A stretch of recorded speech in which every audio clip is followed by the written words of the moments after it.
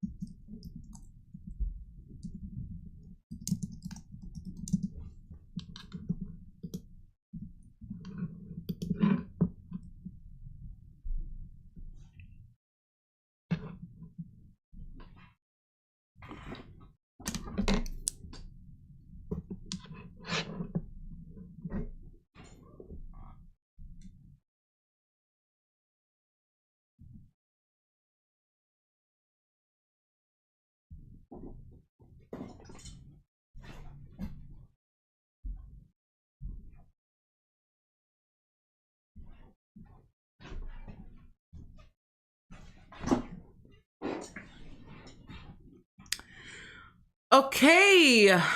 Hello, everyone. Thank you so much for tuning in. We're going to go over physics today, but we're going to go ahead and start in about 5 minutes. So we will...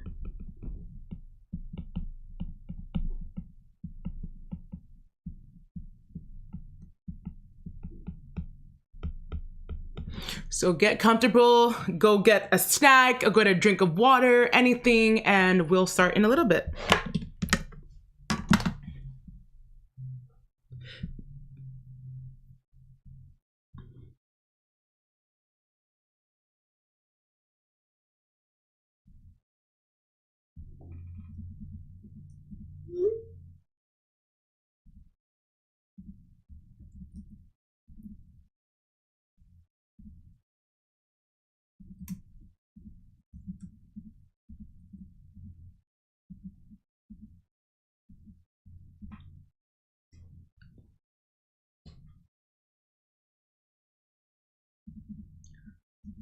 Thank you everyone for joining. Looks like we have one viewer. We are going over physics today.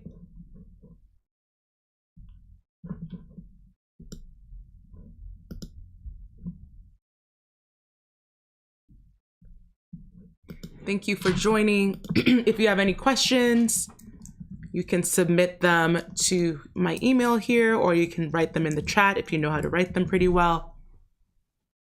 I think it's sometimes easier to just take a screenshot, but.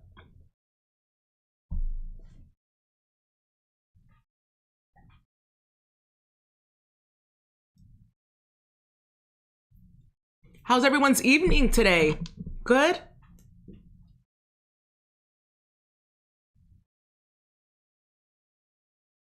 Glad to hear it.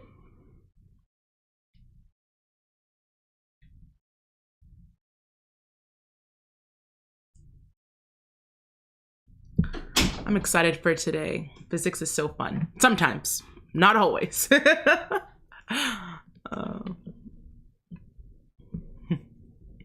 It's fun when you get it, right? Anything is fun when you understand it.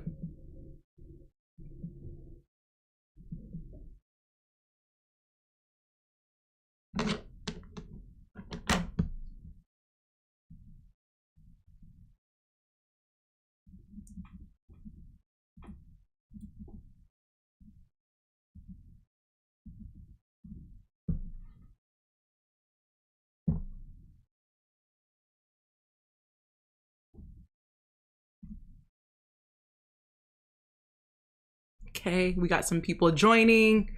Thank you so much for joining. If you have any questions, again, you can write them in the chat. I'm monitoring the chat throughout, but you could also just shoot me an email if you want to screenshot your homework or take a picture or whatever. You can send it to me through email. That might be easier. And I will monitor both my email and the chat just to make sure I don't miss any questions. And we'll start in about 1 minute.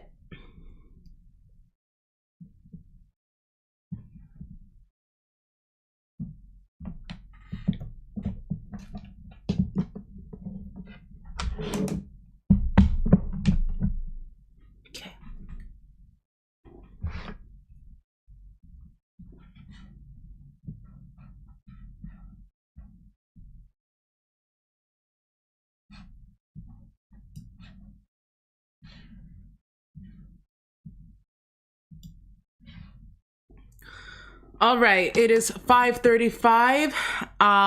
So let's just get started. I don't see any questions yet. Totally okay. If you have any questions, again, please write it in the chat or just shoot me an email, homework@systemtutoring.com. So today is going to be kind of fun. We're going to learn about universal gravitation and just circular motion. All this is talking about is how do we calculate the force of gravity when something has mass, when there's some distance between it, and there is some universal gravitation going on. And so this is usually leveraged in real world applications like planetary motion, meaning how do planets move around each other? You know, what is the gravitational force that pulls or pushes them away from each other? GPS, this is how it works. Learning about that gravitational motion and circular motion, that's how GPS works. Even satellite orbits. So when a satellite is orbiting around the Earth or around planets, this is also something that you want to consider. And then funny enough, tides. So when tides move in and out, when it's low tide and high tide, that's usually based on how the moon gravitates between the moon and the Earth. So these are some things, these calculations we'll do today is what they use to calculate those type of things, which is really, really cool. And it's pretty easy. You probably would need a calculator. I have mine right here, which I hope is charged.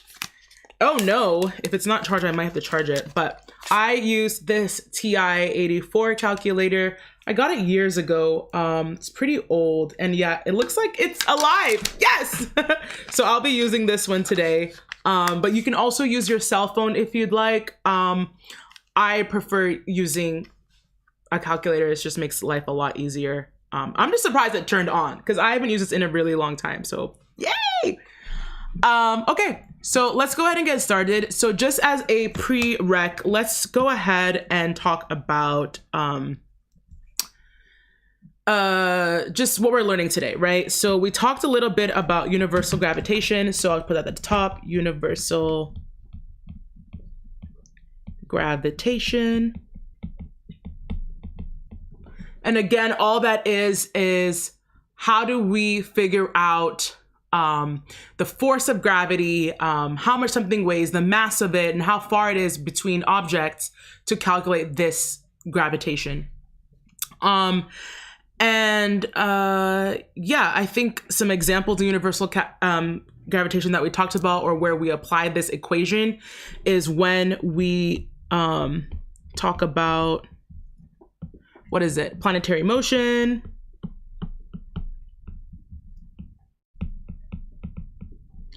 GPS, satellite orbits,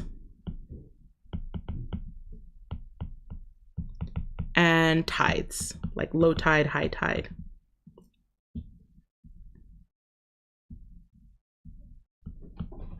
Oops, that wasn't very good. Okay. Cool. And before I start, let me quickly take a look, see if you have any questions. I don't see any. Okay.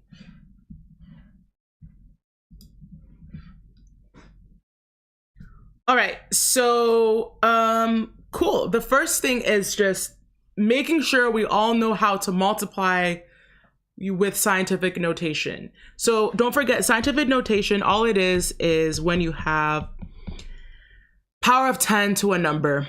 And so we should be able to multiply these. If you don't, that's why we have the calculator. I'm gonna go ahead and use mine.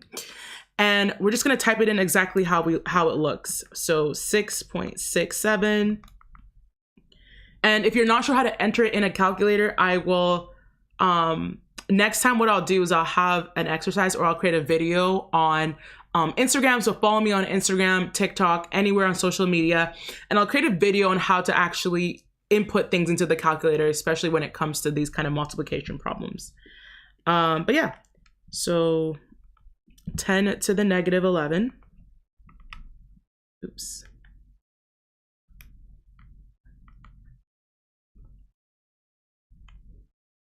Times 5. And so it looks like our answer is 3.335 times 10 to the negative 10. All right, that's just one example. You might have to multiply two of the same numbers or two types of scientific notation together. Let's try an example there. So 6.67 times 10 to the negative 11. And then we're going to multiply that by 4.8 times 10 to the 11. This is just practice on multiplying these kind of numbers.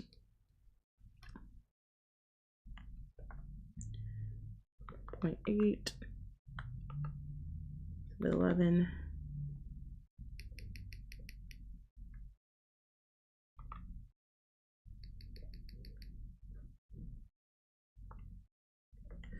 And it looks like the answer is 32.016.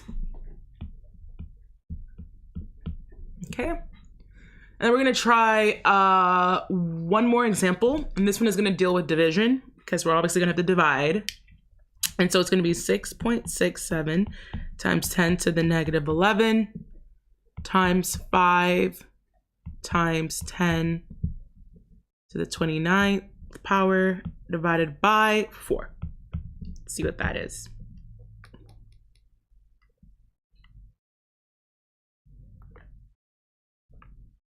Five times 10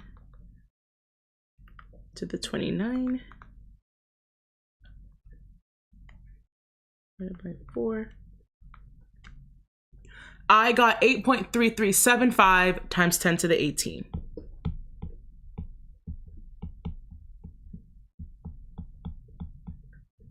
Cool.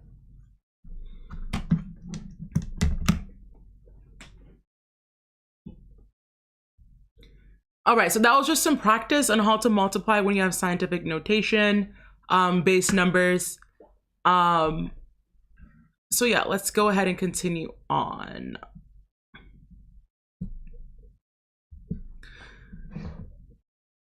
So now we're going to talk about just some hypotheticals and what the point of this lesson is.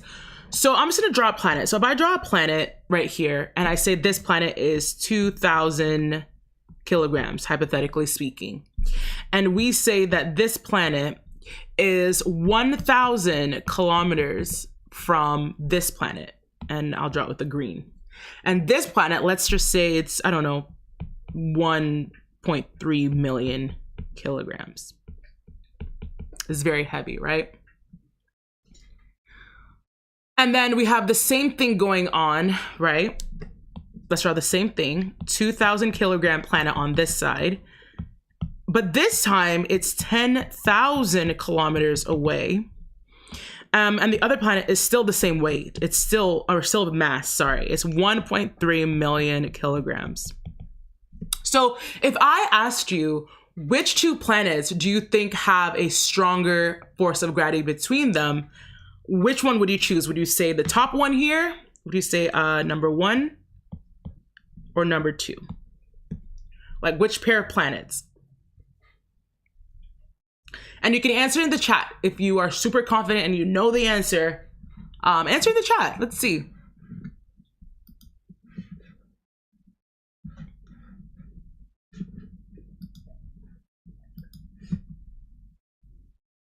So again, the question is, if I ask you planets one, is it the planets in option 1 or the planets in option 2 that have a higher pull of gravity?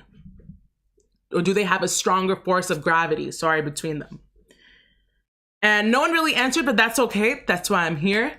The answer would be number 1, the planets in option 1. And the reason why they'd have a greater force of gravity between them is strictly because they're closer. The distance between these two planets is only 1,000 kilometers, right? But in option 2, they're 10,000 kilometers away, making that force of gravity between them smaller. So the answer for this one is option A. Let's do another example. So if I had a planet on this side, and this one is going to be, I don't know, let's do 2.6 times 10 to the 11 kilograms. And then let's say it's 1,000 kilometers again from another planet. And this planet is 4.3 times 10 to the 11 kilograms.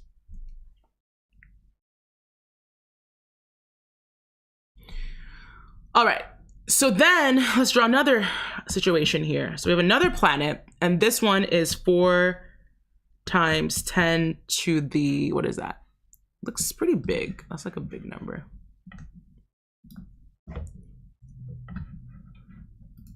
Sorry, I'm trying to zoom in for my example. Okay, I knew it, 50 kilograms. The distance remains the same. It's still 1,000 kilometers away. And then the other planet is also 50. Or was it 50? Yeah. So I'll draw in yellow. So this one is going to be, not 4, sorry.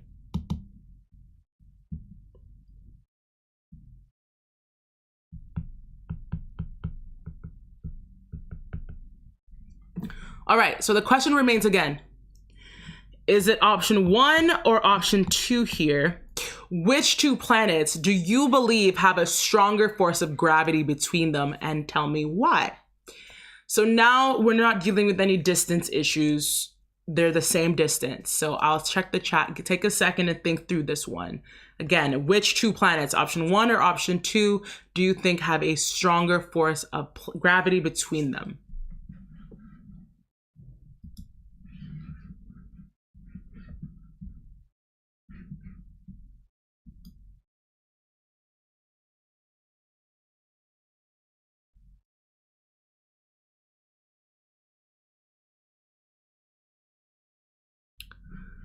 Okay, looks like no one wants to answer. That's totally fine. So the answer here would actually be option 2. Option 2. And the reason for that is because the planets themselves are way more heavy. So in the first option, we only have 2.6 times 10 to the 11, and we have 4.3 times 10 to the 11. And they're the same distance between the 2 options. But 2 is just much more heavy. So when something is much heavier, they're going to have, or much, you can think about it as being bigger too, if you like, they're going to have more of a gravitational force between them that's stronger than planets that are lighter or smaller. That makes a lot of sense, right? So let's move on. What I want you to take away from this is that this is basically a Newton's law, right? And all you need to know, there's some things you want to know, and it's that Isaac Newton was able to describe gravity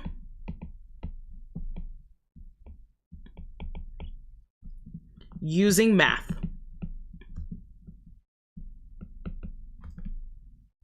And this law is called universal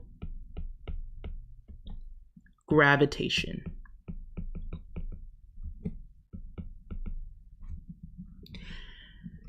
Because it applies to all objects with mass. So it has to have some weight to it in the entire universe.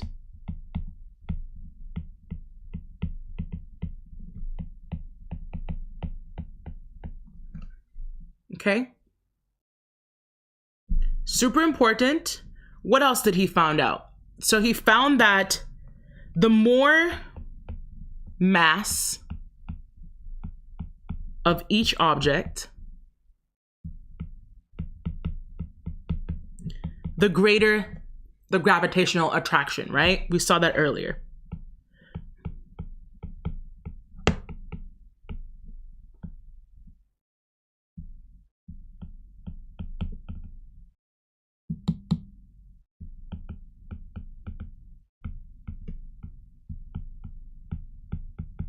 Okay.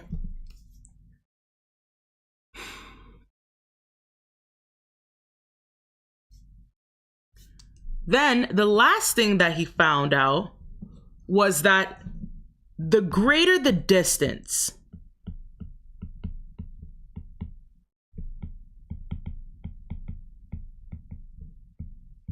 between objects,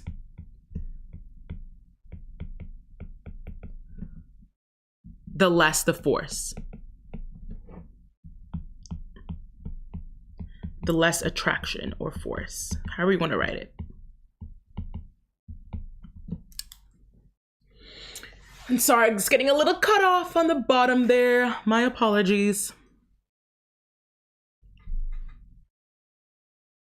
Okay. So those are the main notes you want to know about universal gravitation. And what you need to know now is that there's actually a formula or an equation. And so that formula is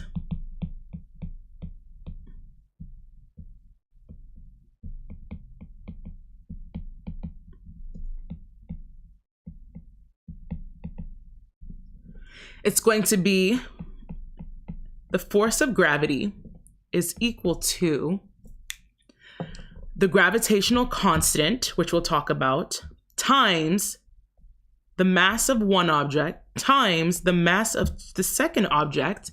And you're going to divide all of that by the distance squared between those objects.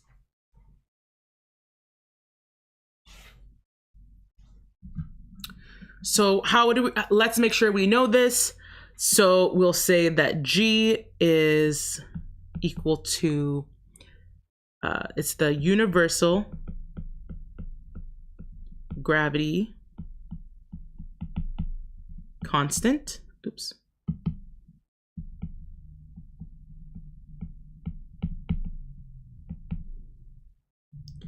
And it's equal to 6.67 times 10 to the negative 11. So that number we kept seeing is very important here. Okay. M1 and M2. M1 is mass of object 1.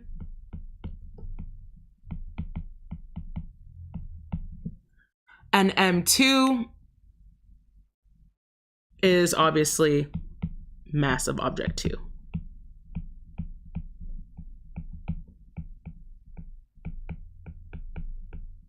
Okay. D is distance between the two objects.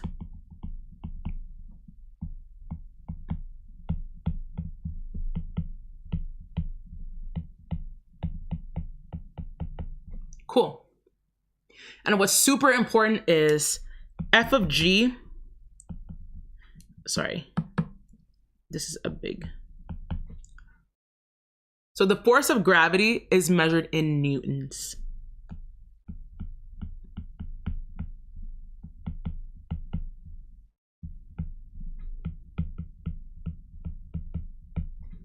All right. So those are the major things we need to make sure. So let's just do a quick backtrack here. Isaac Newton created this law, and this law is called the universal gravitation law. And all that he said was that we can mathematically describe gravity, and we can do this using measurements. And when he did that, it's a law. He found that it was a law because it applied to every single object in the universe that had some type of mass. And he found that if an object had more mass, then the greater the gravitational force or attraction between these two objects are. So the heavier they are, the better. And then he also found that the distance between them, so if there's a lot of distance between these two objects, regardless of mass, then the force or the attraction between those two objects are now less.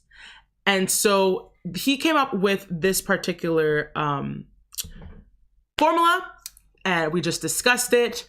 It's the force of gravity is equal to the universal gravitation constant of 6.67 times 10 to the negative 11. And you multiply that by the two objects, the mass of those two objects. And then you divide that by the distance of the two objects, and that's squared. Okay. And don't forget that the force of gravity, so when you get your answer, after multiplying and dividing everything, it is measured in newtons. Cool. So let's do some problems. So let's do an example here. So I'm gonna always write my formula. I do this because for me, I realize in physics, it's just a bunch of formulas. And so if you keep seeing it over and over again, along with the question, and you keep writing it down along with the question, you're more bound to remember it. When I was in school, we did not have an opportunity to have a cheat sheet. We had to memorize pretty much every formula, unless it was like a really dense chapter with several formulas that were like interchangeable, then maybe, but most of the time you had to memorize it. So that's kind of my trick. So you don't have to worry too much about formulas. So again, every question, just make it a habit to write down the equation. Okay. So in this question, what they want is they want the force of gravitational attraction between 1 kilogram shoes. So in the question, they're saying that there's a pair of shoes that's 1 kilogram, and they have another pair of shoes that is also 1 kilogram. And these shoes are sitting 1 meter apart. So if I was to put this, it's 1 meter. So if we use our formula, I just like to plug and chug. So I'm gonna say equals our gravitational constant. You have to always remember, if you wanna write it down for yourself, you can as well, so you don't forget. It's 6.67 times 10 to the negative 11. So we're gonna input it here, and we're going to multiply by 1. I like to put parentheses when I input things because my brain says, okay, it's normally a blank, or it's normally M1, and I'm filling it, or the parentheses, with the actual values. So 1 goes in there for M1, 1 goes in there for M2. I'm gonna divide that by, again, I'm putting my 1 in for D squared, since it's 1 meter. When you do this math, these are all a bunch of ones, so your final answer should just be 6.67 times 10 to the negative 11. And don't forget that the force of gravity is always measured in newtons. So don't forget to put that as your final answer. You need your measurements. So 6.67 times 10 to the negative 11. Cool. See if there are any questions. If I am going too fast too, let me know.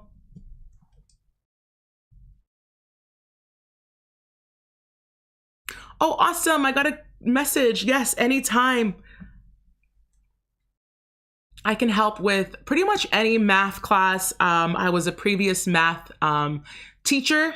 I have been tutoring literally since I was in middle school. It's going on 20 years, which is crazy to think about. And I love to tutor. It's so much fun. So if you need any support, I do algebra, I can do middle school, I can do elementary school, I can do college, any age, any subject, honestly. So on Mondays, I do algebra, pre-cal, and geometry. And then Wednesdays, I do chemistry and physics. So thank you so much.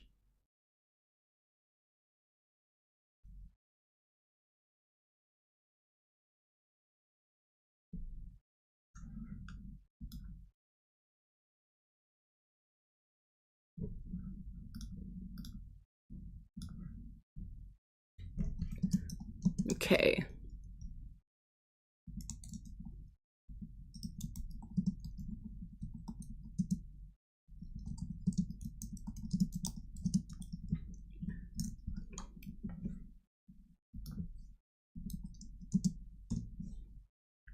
All right.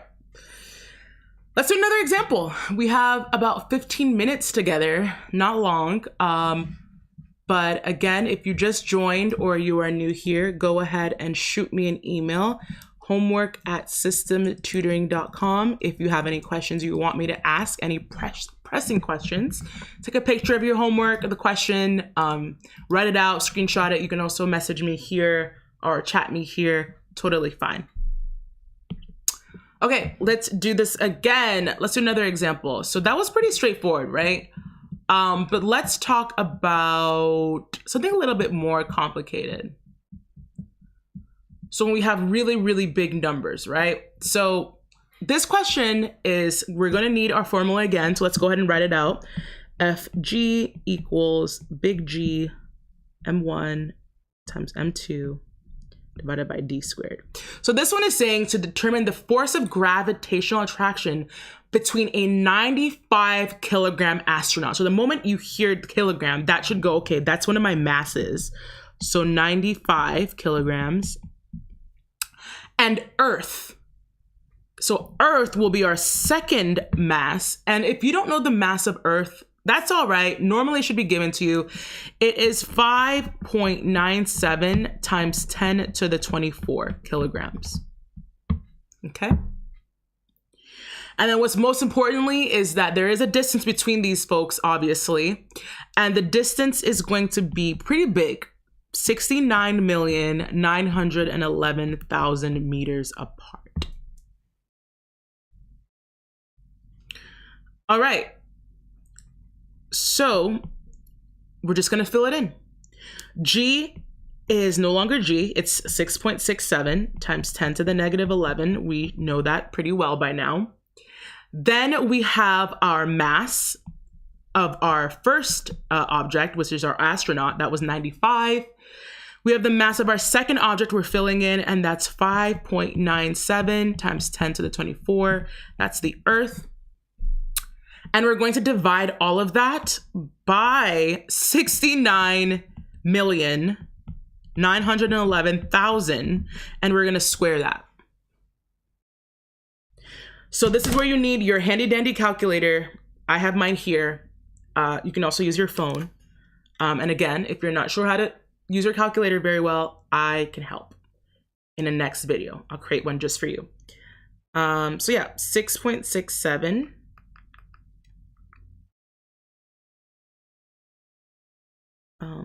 times 10 to the negative 11 times 95 times, what is that, 5.97 times 10 to the 24. And we're going to divide all of that by 69,911,000. Oops. Three zeros squared. All right. When I did all of that math, I got 7.73985 newtons, which can be rounded to 3 sig figs, which is 7.74 newtons. Pretty easy, right? See if there's any questions.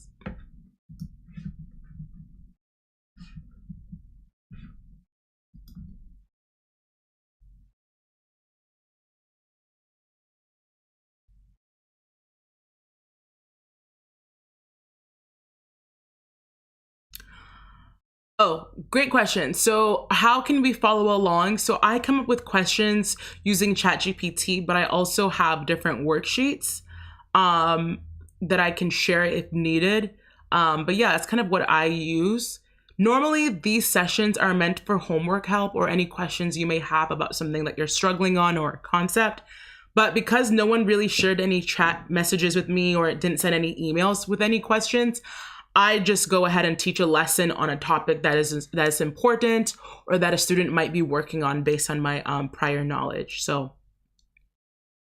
yeah, I hope that helps.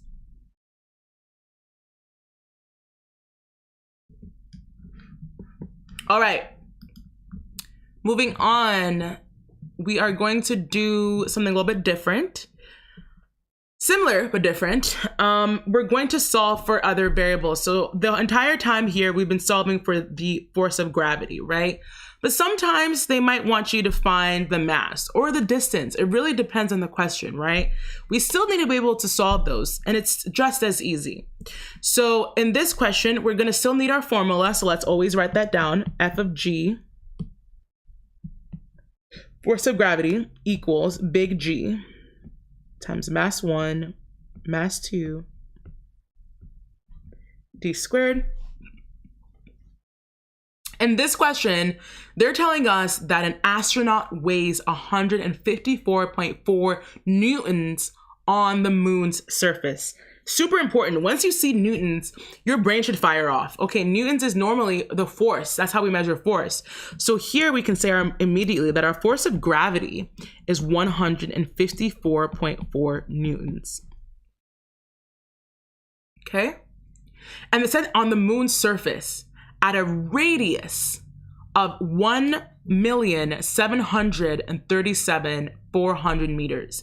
So radius, we didn't really talk about this before, but radius is pretty much the same thing as distance. We're talking about the moon. Because we're talking about the moon is a circle, you can use radius. So don't get confused if your teacher tells you that you have radius or distance in this particular type of problems. They're the same thing. So you can say D is equal to 1,737,400 meters. They tell you that the moon is, in the question, the moon is 7.35 times 10 to the 22 kilograms. And they're basically asking us, if we have all of this information, what is her mass? So we don't know M2. This is the question mark, right? But we can still solve it. Don't get stressed out. Let's just plug in what we have. So F of G is 154.4. Our big G, we know, is always this number. It never changes, 6.67 times 10 to the negative 11. And we're going to multiply that by M1, which they told us was 7.35 times 10 to the 22. We're missing M2. We don't know this. So if we don't know it, leave it alone. We can't change it.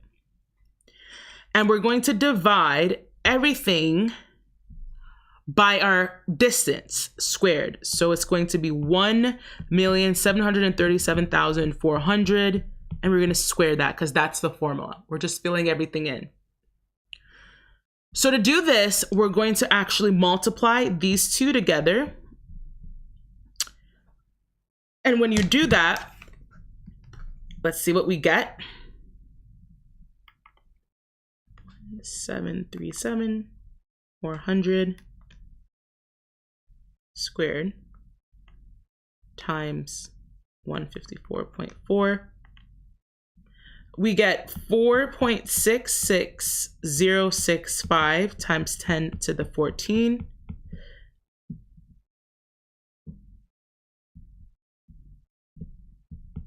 And we still have this on the top, 6.67 times 10 to the negative 11 times 7.35 times 10 to the 22. We still have our M2. So to get M2, all we need to do is divide both sides by 6.67, whatever this math is.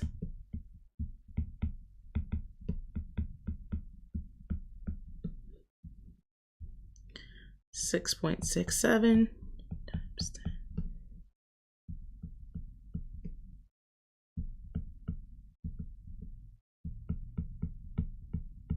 Okay.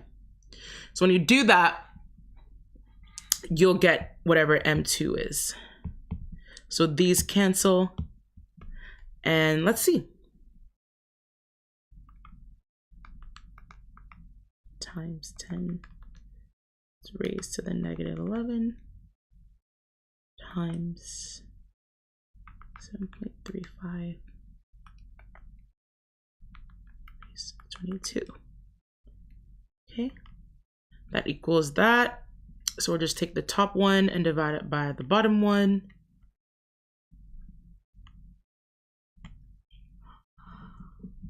All right, that was a lot of math, but I got 95.0679. And this is mass, so it's kilograms. But we want it written more clean, or with the correct amount of sig figs, we're gonna do 3. So the answer should be 95.1 kilograms. This will be your final answer. I hope you can read that. Yes, you can, thankfully.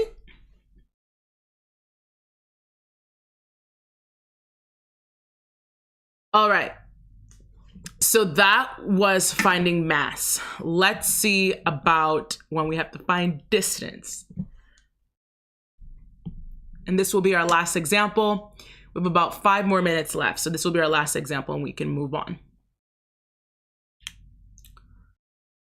All right, so same thing. We need our formula. F of G equals big G times mass 1 times mass 2 divided by D squared. In this particular problem that I'm going to demonstrate, they're asking how far away. This tells us that we don't know what D is immediately.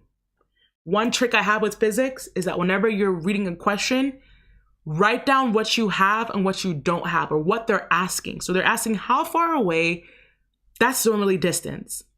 Must be a 1.2 kilogram watermelon. 1.2 kilograms tells me that's a mass. So I'm immediately gonna go mass 1 that I can see on my question is 1.2 kilograms. And they're asking how far away must a 1.2 kilogram watermelon be from a 0.2 kilogram pineapple? So they're telling us that the second object is a pineapple, and that one is 0.2 kilograms. So how far must these be to have a 3.15 times 10 to the negative 12 Newton? The reason why I put F of G is because we know that the force of gravity is always measured in newtons. What is the gravitational attraction between them? If this is the gravitational force between them, how far away are they? So let's go ahead and plug some things in. F of G, they've told us already, is 3.15 times 10 to the negative 12. That's going to equal our big G that we should know by heart by now, 6.67 times 10 to the negative 11. We're going to fill in mass 1 as 1.2. Fill in mass 2 as 0.2, and this is the part we're missing. We don't know what D is. So how do we find it? It's not too bad. So I'm just gonna write my question again, and I'm gonna do that math. So it's 3.15 times 10 to the negative 12, and I'm gonna just multiply the entire top.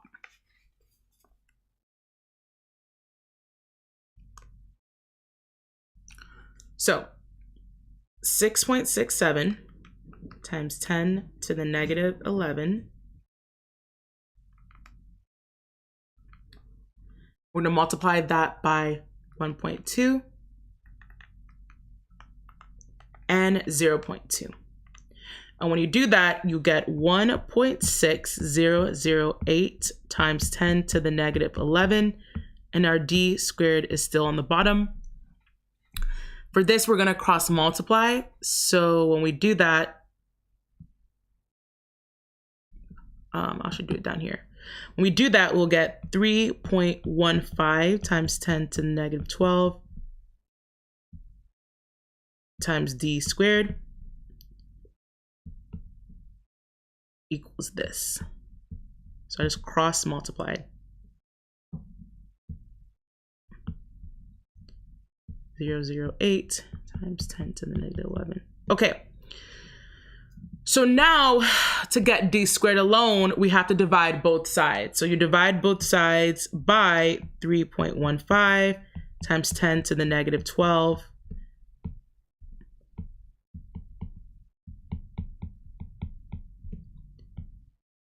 So that means So we have more room, sorry. D squared equals, what's that? 1.6008 times 10 to the negative 11 divided by 3.15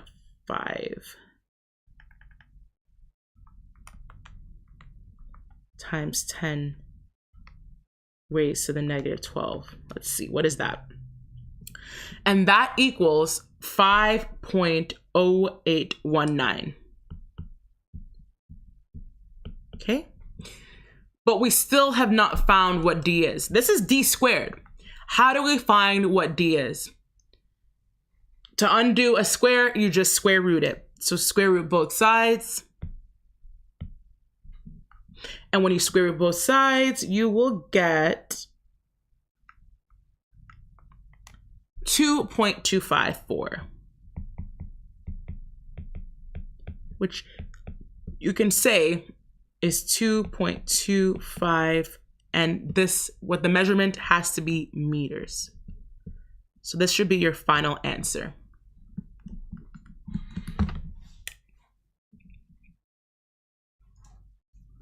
Awesome.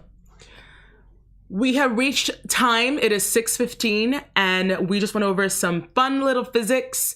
I didn't see any questions in the chat, and I didn't get any emails, but that's okay. I'm here every week on Wednesdays at 6:30. I mean, it's not 6:30, I'm sorry, 5:30. So if you want to join in next week, 5:30 p.m. Central Time, by the way, please join. Bring your questions. You can shoot me an email again. I'll plug it again in the chat. Shoot me an email of your homework, a screenshot, ask me the question, and I'll be sure to answer it here live. So thank you everyone for joining. Have a great rest of your evening, and I will see you next week. Don't forget to follow me on Instagram and TikTok and all those fun places.